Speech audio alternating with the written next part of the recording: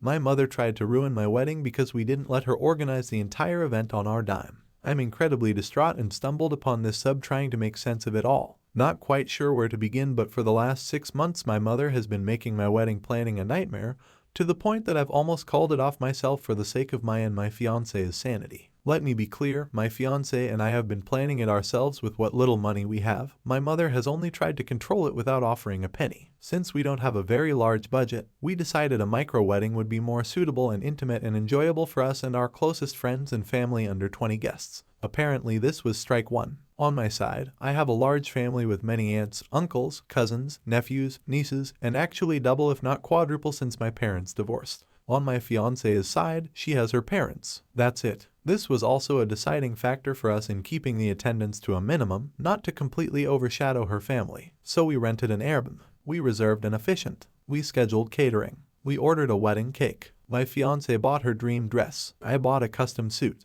We hired photographers. We purchased decorations, etc., etc., etc. Basically, we maxed out our small but still costly budget for a micro ceremony, and it was going to be perfect as we envisioned it. Our wedding was supposed to happen 10 days from today. My mother has been telling me for months she just doesn't get it. She told me, that's not a wedding, that's more like an elopement that we're allowed to witness. Still not sure what the difference is. She's given us plenty of suggestions, some we accepted and some we declined. One we accepted was to simultaneously host our wedding on Zoom so that the rest of my family and other friends could tune in without being officially present.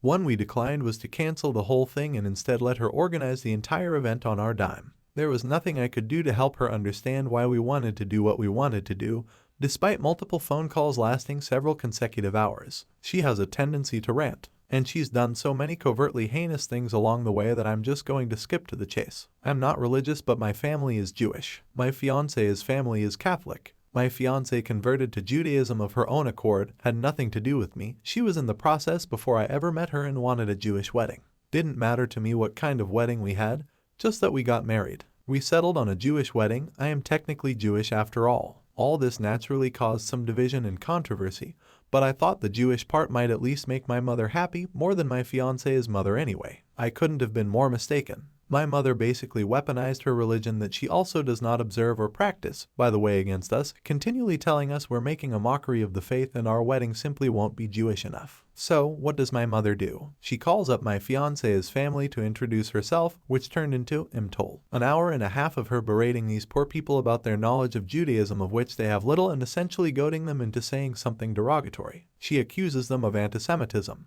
Not during the conversation, of course, but sometime afterward, in a 15-paragraph novella to me about the strong concerns she has for me marrying into an anti-Semitic family, which is beyond ridiculous because my fiance's parents are nothing of the sort, ignorant, sure, by their own admission, but naturally so, and certainly not bigoted. This was about 2 months ago. I couldn't keep this from my fiance, perhaps I should have, in retrospect, which blew up into a family feud. Actually, my fiance's parents were just confused and thankfully stayed out of it, but my mother went on a tirade that took about the full 2 months to clear up. Long story short, I thought we had cleared it up. My mother apologized and the dust began to settle. Our wedding day was fast approaching, until yesterday I received an email from our officiant. I was expecting an invoice for final payment. Instead, it's an explanation of why they will no longer be able to service our wedding out of fear for their safety. The forwarded message below theirs is from my mother detailing who we are, the wedding we have planned, and various anti-Semitic threats that have been made toward us from my fiance's family. All lies, twisted, manipulative, distorted, jaw-dropping lies. Given the rise in anti-Semitism given recent events in the Middle East, I can't say I blame them for fearing for their safety. We tried to smooth it over and explain the situation,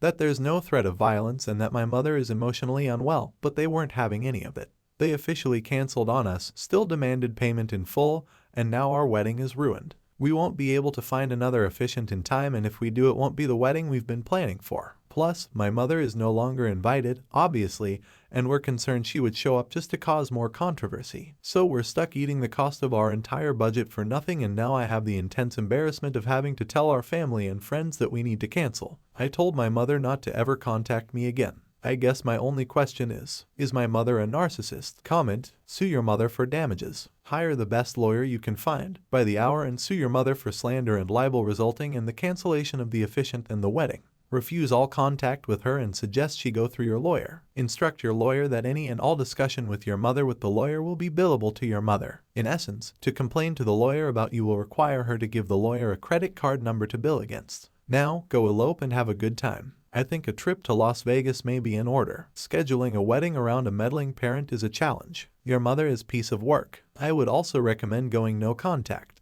OP.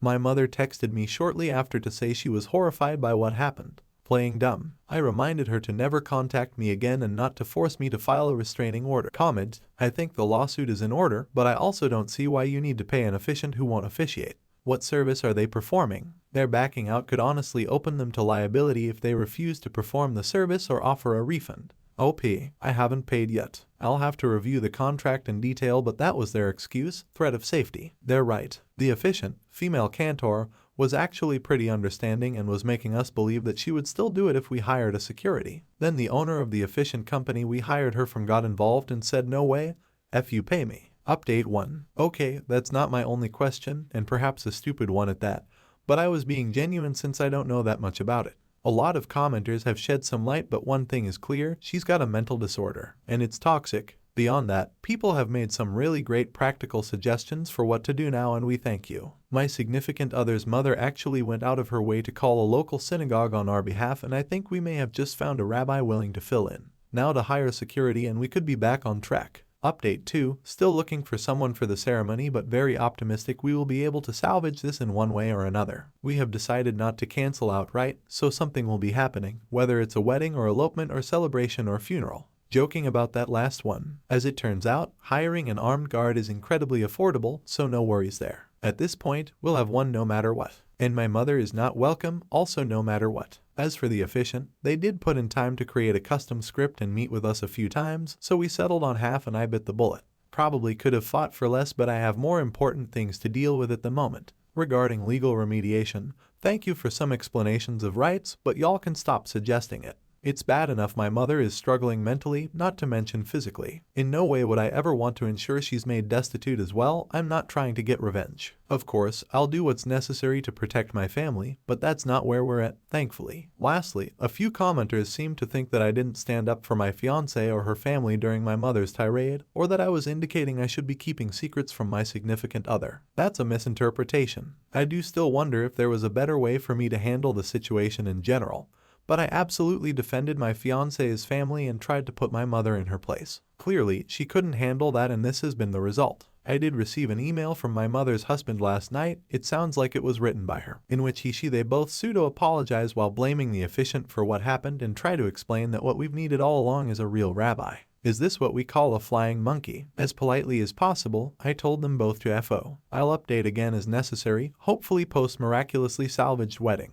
Thanks again for all the kind words and support. Update 3. We did it. And it was amazing. Just what we wanted, better than we could have hoped. The rabbi was incredible. The decorations were beautiful. The food was delicious. The security was present. My mother was not. But our closest friends and family pulled through, and it was a night to remember filled with love and support. Actually, I still haven't heard from my mother at all since this all went down, and it's still making me very uneasy. But I now have a ring on my finger, as does my wife. Big thanks to all the kind words and advice here. We were so close to calling it all off, and we're so glad we didn't. Otherwise, I'm now convinced beyond a shadow of a doubt that my mother is a covert narcissist, and I'm doing my best to educate myself on how best to deal with that. Thus begins the next stage of my life in more ways than one. Thanks again for being part of my journey.